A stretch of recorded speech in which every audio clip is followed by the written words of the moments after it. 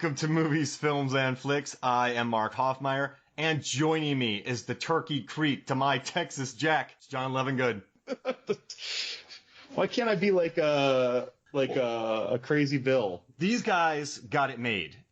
Texas Jack and Turkey Creek, right? In the beginning of the movie, you meet them, they're killing a guy. And then they're like, oh, self-defense. It's fine. We're good. Then later on, they go up to Wyatt, and they're with Michael Rooker, and they're like, hey, we'll join you guys. McMasters and I will join you. And then Texas Jack and Turkey Creek just ride around murdering people. And then they just go somewhere else to go kill people. They don't lose anything. They don't really gain anything. They're just kind of, ride or die. They love it. Back in a time before the internet and usernames and handles and stuff like that they were so embracing of their nicknames. I mean, like Doc Holliday, and why can't I think? And what was Bill's nickname? Curly Bill, Texas Jack. Like, they were embracing their nicknames. If you and I had nicknames out in the Wild West, what would they be? What would you be, John? Like, what would you be? Jersey John? That, or, well, given the way that people were dimensioned back then, I might just be called Tank. Tank? Oh wait, they didn't even have tanks back then, did they? Yeah, not when this was, because tanks started, like, they really started getting used during World War I, correct? Like, very... Oxplow John. Yeah. You'd be the Swede. Yeah, the Swede. I'd be, cookie. The long Swede. Yeah, the Swede. Yeah, I'm the Swede, and I'm here to shoot you.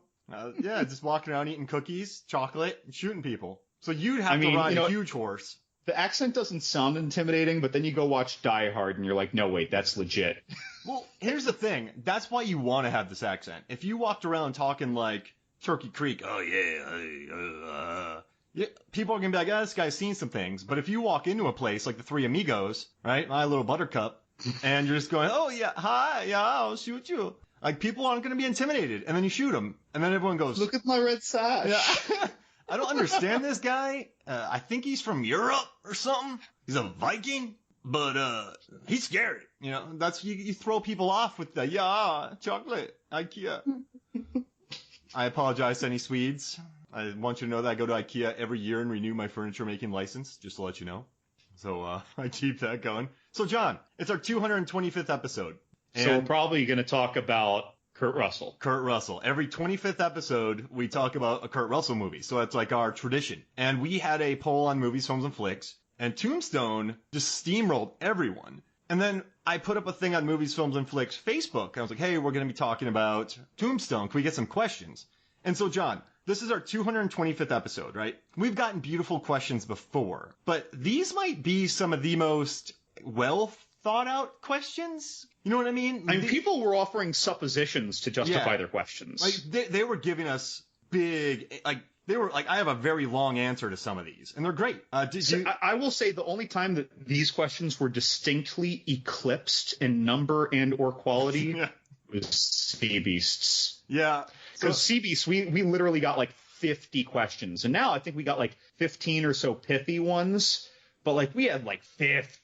Yes. So if you go back through our Sea Beast tournament, 2-part Sea Beast tournament, we not only figured out the greatest Sea Beast ever, but we also answered about 50 questions. A lot of questions. I think 15 were just from Dave Thompson. We fit it in 4 hours. That's right. That's impressive. Everything you ever wanted to know about cinematic Sea Beasts. I hardly had to edit that thing. There were no gaps. We had no time for breath in those episodes. We just had to keep talking, keep moving forward. So what do you think about this? I mean, we're going to talk about Tombstone, but we have so many good listener questions.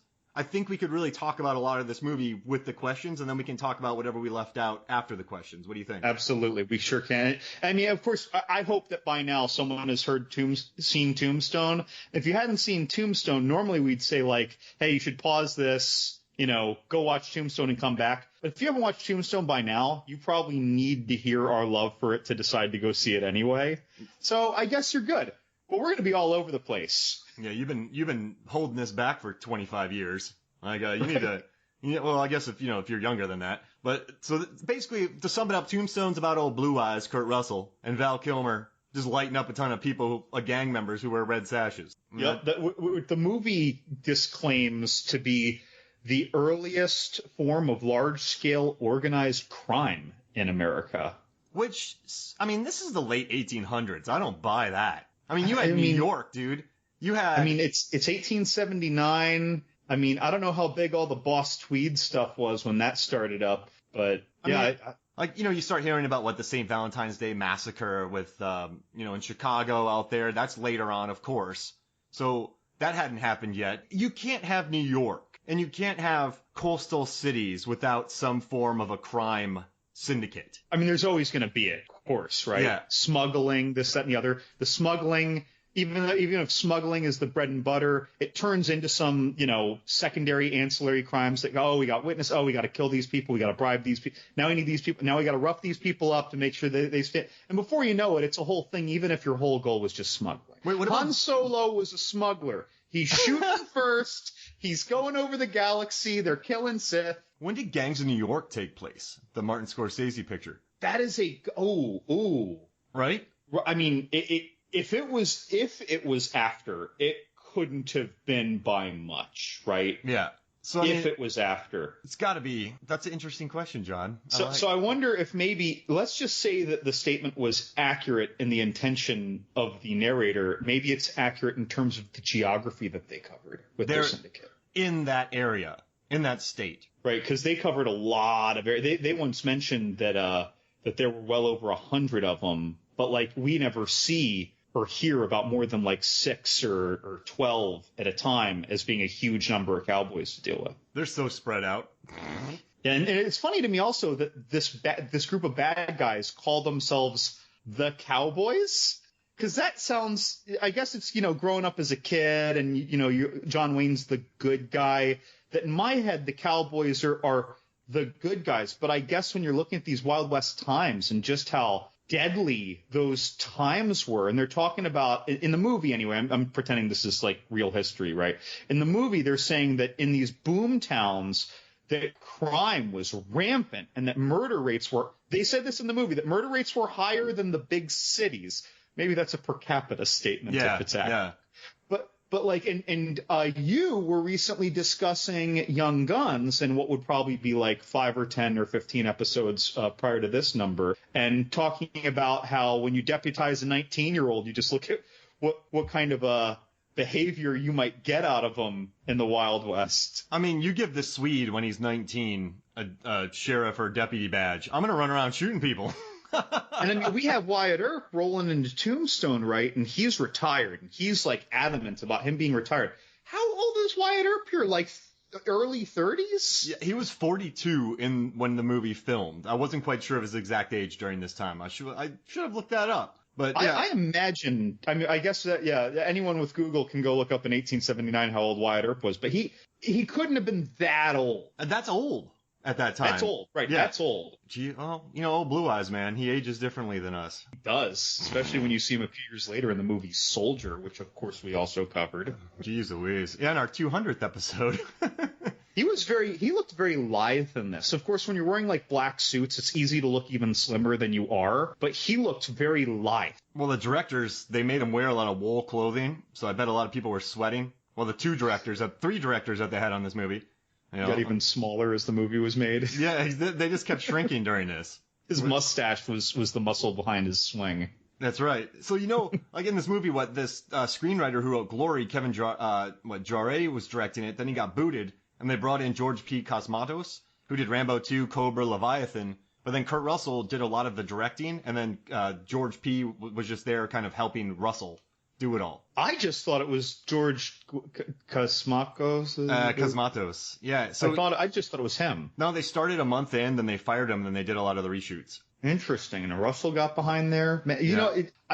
This isn't one of those movies, like especially when there are these rewrites in Hollywood for huge pictures where the producers get over involved or the studio gets over involved, and then like you hear they fired this writer, now there's a rewrite, and then they switched or they switched directors, and when you watch it, like it didn't feel like it had a lot of synthesis. I can see how this was a problem. This movie, like I wouldn't have imagined they having those problems. This worked really well for me. Yeah, I think they had a great skeleton with the original script. The guy who wrote it, it was a very beautiful script on all accounts, and that's what got him the directing job because the script was so good.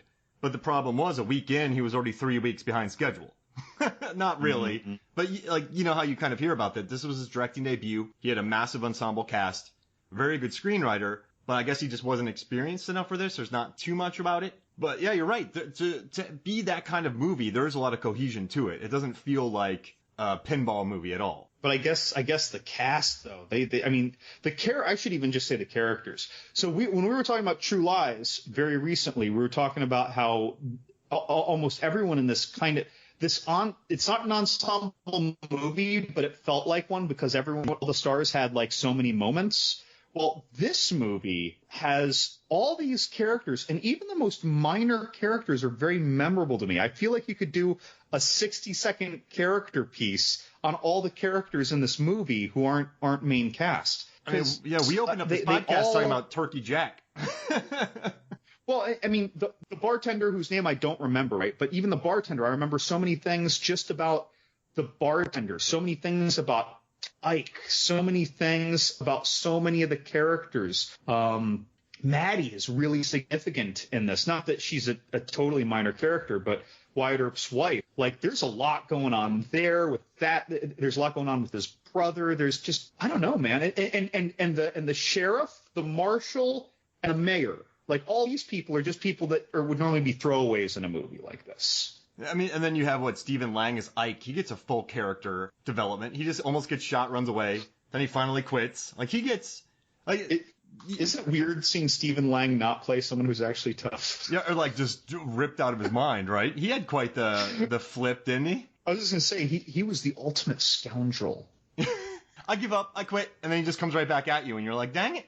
Billy Bob Thornton had a great side character in this. Oh God, what a great, memorable character. He's in that one. Well, I mean, it's not a short scene, right? Yeah. But he's in that one extended scene, if you will, that then goes out into the street. You're back in town, That Doc. was rich. Yeah, I mean, that was a fully formed character, and they actually let him improvise a lot of his takes just to be in there to be a bully. So he was in there just talking. Standing there bleeding. Was that improvised? Oh, no, that's what Kurt Russell, that was one of the greatest lines. And we'll talk about that later. Oh my gosh, he's going to stand there and bleed. If you just said that to somebody, they should just fall over. They should be like the henchman from Austin Powers and Goldmember, where Michael Caine tells the henchman to just lay down. God, yeah, that was a great character. There are very few characters in this movie that have more than a line that I don't think were great. And do you think it's another... Kurt Russell is so... I like him because a lot of actors would have been annoyed at how showboaty Doc Holliday was, but he loved it. Like, the people around him, he didn't mind. Like, I think if someone's strong around you, you just roll with it. I feel like that's Kurt Russell's MO. Yeah, it's funny. Kurt Russell's a tough guy, right? And that opening scene really showed us, how comfortable he is in his tough guy shoes, because he knew nothing about Billy Bob Thornton's character. Right? Yeah. He calls him a youngster twice, which I found a little comical because he looked older than him. But he calls him a youngster twice, but he just goes right up to this stranger who has dilapidated all form of good business under this roof, right? Dominating the poker table, bullying everyone around. Russ just goes right over with full confidence. He taunts the guy multiple times to throw down and pull out his gun and see what happens. Slaps him 3 times in the face. Man. And waits. He's waiting. Think about it. If you were Billy Bob Thornton's character, you had every opportunity to move first. Yep, because you're basically being challenged. Yeah, I mean, Kurt Russell was almost behaving. He wasn't being he was behaving like a bully. The bully does not expect his target to ever swing back. So, I mean, Kurt Russell, I think Kurt Russell read him pretty quick. Like, he was a talker, not a doer. But he was a doer because he chased everyone out of there. I think he might have been a doer, though, because, I mean, he was a little physical with people. We heard that he kept hitting the dealers and stuff. Like, I mean, there was probably a scuffle at some point. It's just that Kurt Russell so out-leagued him. Mm-hmm. Now, how strong is Billy Bob Thornton's cheek? Because his face didn't fly off when he got slapped by Kurt Russell. I mean, Kurt Russell was not exactly